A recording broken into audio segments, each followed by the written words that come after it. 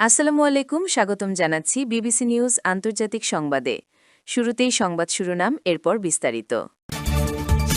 ইরানে নিহতের সংখ্যা বেড়ে ৭৮৭, রেড ক্রিসেন্ট। ইরানের ক্ষেপণাস্ত্র হামলায় কি যুক্তরাষ্ট্রের প্রতিরোধক মজুদ ফুরিয়ে যাবে? মধ্যপ্রাচ্যে কেন সরাসরি যুদ্ধে জড়াচ্ছে না চীন?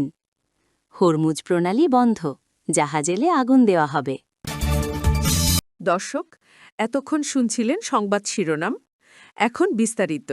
আপনি যদি ইসরায়েলের ধ্বংস চান এবং মুসলিমদের পাশে থাকেন, তাহলে ভিডিওতে লাইক করে চ্যানেলটি অবশ্যই সাবস্ক্রাইব করে দিবেন এবং আপনার মূল্যবান মতামত অবশ্যই কমেন্টে লিখে জানিয়ে দিবেন। এখন বিস্তারিত। ইরানে নিহতের সংখ্যা বেড়ে ৮৮৭, রেড ক্রিসেন্ট। ইরানের রেড ক্রিসেন্ট সোসাইটি জানিয়েছে, যুক্তরাষ্ট্র ও ইসরায়েলের যৌথ হামলায় এখন পর্যন্ত কমপক্ষে ৮৮৭ জনের মৃত্যু হয়েছে। মার্কিন ভিত্তিক ইরানের মানবাধিকার সংস্থা HRN জানিয়েছে, নিহতদের মধ্যে ১৭৬ জন শিশু এবং মোট ৭৪২ জন বেসামরিক নাগরিক রয়েছেন। ইরানি পার্লামেন্টের স্বাস্থ্য কমিটির সদস্য ফাতেমেহ মোহাম্মদ বেগি সোমবার বলেছেন, ইরানের ৯টি হাসপাতালে হামলা হয়েছে।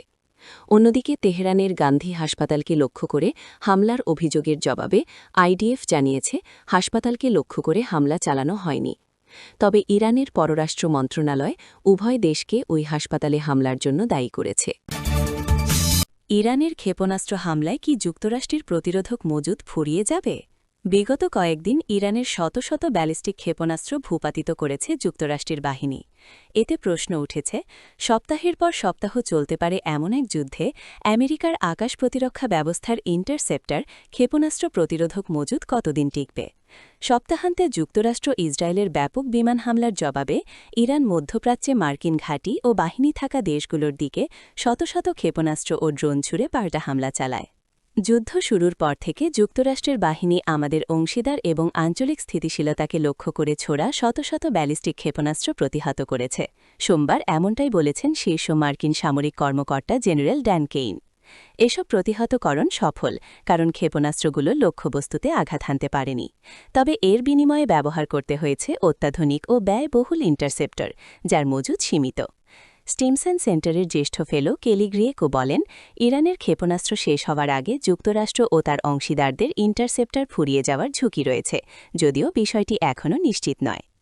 সংঘাতের শুরুতে ইসরায়েলের ধারণা ছিল, ইরানের কাছে প্রায় ২৫০০ ব্যালিস্টিক ক্ষেপণাস্ত্র রয়েছে, যা প্রায় নিশ্চিতভাবেই ইসরায়েল ও যুক্তরাষ্ট্রের সম্মিলিত ব্যালিস্টিক ক্ষেপণাস্ত্র প্রতিরোধক সংখ্যার চেয়ে বেশি, এমনটা বলেন গ্রিয়েকো। তবে যুক্তরাষ্ট্র ও ইসরায়েল ইরানের ক্ষেপণাস্ত্র উৎক্ষেপণ কেন্দ্র ও গুদামগুলো খুঁজে ধ্বংস করার চেষ্টা চালাচ্ছে। গ্রিয়েকোর ভাষায়, সংক্ষেপে বলতে গেলে এটি এমন এক প্রতিযোগিতা, ইরানের উৎক্ষেপণ সক্ষমতা বনাম যুক্তরাষ্ট্র ও ইসরায়েলের পাল্টা হামলা। উৎপাদনের চেয়ে চাহিদা বেশি।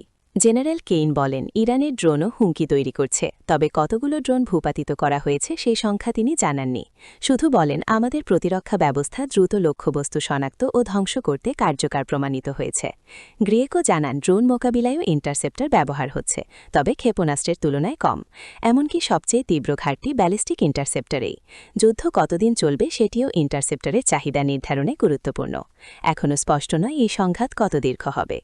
মার্কিন কর্মকর্তারা, যার মধ্যে ডোনাল্ড ট্রাম্পও রয়েছেন, বহু সপ্তাহব্যাপী যুদ্ধের কথা বলেছেন। তবে সোমবার ট্রাম্প বলেন, আমরা ইতোমধ্যেই আমাদের সময়সূচির তুলনায় অনেক এগিয়ে আছি। ট্রাম্প বলেন, শুরুতে আমরা ৪ থেকে ৫ সপ্তাহের পূর্বাভাস দিয়েছিলাম, কিন্তু এর চেয়েও দীর্ঘ সময় চালিয়ে যাওয়ার সক্ষমতা আমাদের আছে। পেন্টাগনের প্রধান পিট হেক্সেতো সম্ভাব্য বিভিন্ন সময়সীমার কথা উল্লেখ করেছেন। ৪ সপ্তাহ, ২ সপ্তাহ, ৬ সপ্তাহ, সময় বাড়তেও পারে, কমতেও পারে। আটলান্টিক কাউন্সিলের প্রতিরক্ষা কর্মসূচির পরিচালক জো কোস্টা বলেন, ইরানের সঙ্গে দীর্ঘস্থায়ী সংঘাত চীনসহ অন্যান্য বৈশ্বিক অগ্রাধিকারের জন্য প্রয়োজনীয় গুরুত্বপূর্ণ মার্কিন আকাশ প্রতিরক্ষা ইন্টারসেপ্টর মজুদের উপর তীব্র চাপ সৃষ্টি করতে পারে। তিনি আরও বলেন, যুক্তরাষ্ট্র ও ইসরায়েল ইরানের ক্ষেপণাস্ত্র ও ড্রোন উৎক্ষেপণ সক্ষমতা কতটা কার্যকরভাবে নিষ্ক্রিয় করতে পারে তার উপর অনেক কিছু নির্ভর করছে। গ্রিয়েকোর মতে, ইন্টারসেপ্টরের ক্ষেত্রে উৎপাদন কোনোভাবেই চাহিদার সঙ্গে তাল মেলাতে পারছে না।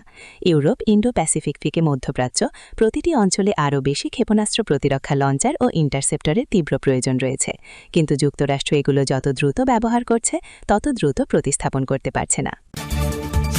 মধ্যপ্রাচ্যে কেন সরাসরি যুদ্ধে জড়াচ্ছে না চীন? যুক্তরাষ্ট্র ও ইসরায়েলের যৌথ হামলায় ইরানের সর্বোচ্চ নেতা আয়াতুল্লাহ আলী খামেনি নিহত হওয়ার পর চীনের সতর্ক ও পরিমিত প্রতিক্রিয়ার নেপথ্যে থাকা কৌশলগত কারণগুলো আলোচনার জন্ম দিয়েছে। চীন এই হামলার তীব্র নিন্দা জানিয়ে একে আন্তর্জাতিক আইনের লঙ্ঘন ও সার্বভৌমত্বের ওপর আঘাত হিসেবে অভিহিত করলেও তেহরানকে কোনো সরাসরি সামরিক সহায়তা দেওয়ার প্রতিশ্রুতি দেয়নি। বেইজিংয়ের এই অবস্থানের মূল কারণ হল তারা ইরানের সাথে দীর্ঘমেয়াদী কৌশলগত অংশীদারিত্ব বজায় রাখতে চায়, কিন্তু একই সাথে মধ্যপ্রাচ্যের অন্যান্য গুরুত্বপূর্ণ অর্থনৈতিক অংশীদার যেমন সৌদি আরব বা সংযুক্ত আরব আমিরাতের সাথে সম্পর্ক নষ্ট করতে ইচ্ছুক নয়। বিশ্লেষকদের মতে চীন বর্তমানে একটি অপেক্ষা করো এবং দেখো নীতি গ্রহণ করেছে। বেইজিং মনে করছে এই সংঘাতের ফলে ইরান এখন আরও বেশি চীনের উপর নির্ভরশীল হয়ে পড়বে, যা দীর্ঘমেয়াদে বেইজিংয়ের ভূরাজনৈতিক স্বার্থ রক্ষা করবে। তবে সরাসরি যুদ্ধে জড়ানো বা সামরিক সহায়তা দেওয়া চীনের দীর্ঘদিনের অহস্তক্ষেপ নীতির পরিপন্থী। এছাড়া চীনের প্রায় ৩,০০০ নাগরিককে ইরান থেকে সরিয়ে নেওয়া এবং হামলায় এক চীনা নাগরিকের মৃত্যু বেইজিংয়ের জন্য পরিস্থিতিকে আরও জটিল করে তুলেছে। হরমুজ প্রণালী বন্ধ, জাহাজ এলে আগুন দেওয়া হবে। ইরানের আইআরজিসির কমান্ডার ইন চিফের একজন সিনিয়র উপদেষ্টা ইব্রাহিম জাবারি সোমবার ২ মার্চ বলেছেন, হরমুজ প্রণালীটি বন্ধ। যদি কেউ অতিক্রম করার চেষ্টা করে তাহলে বিপ্লবী গার্ড এবং নিয়মিত নৌবাহিনীর বীররা সেই জাহাজগুলোতে আগুন ধরিয়ে দেবে। আল জাজিরার প্রতিবেদন বলছে, শনিবার থেকে শুরু হওয়া ইসরায়েলি ও মার্কিন বোমা হামলার প্রতিশোধ হিসেবে তেহরান বিশ্বের জ্বালানি উৎপাদনের জন্য গুরুত্বপূর্ণ অবকাঠামোতে হামলা চালাচ্ছে, যেখানে ইসরায়েল যুক্তরাষ্ট্রের হামলায় ইরানের সর্বোচ্চ নেতা আয়াতুল্লাহ আলী খামেনি এবং অন্যান্য ঊর্ধ্বতন কর্মকর্তাদের হত্যা করা হয়েছে। আইআরজিসি টেলিগ্রাম চ্যানেলে এক পোস্টে জাবারি আরও বলেন, আমরা তেল পাইপলাইনগুলিতেও আক্রমণ করব এবং ১ ফোঁটা তেলও এই অঞ্চল ছেড়ে যেতে দেব না।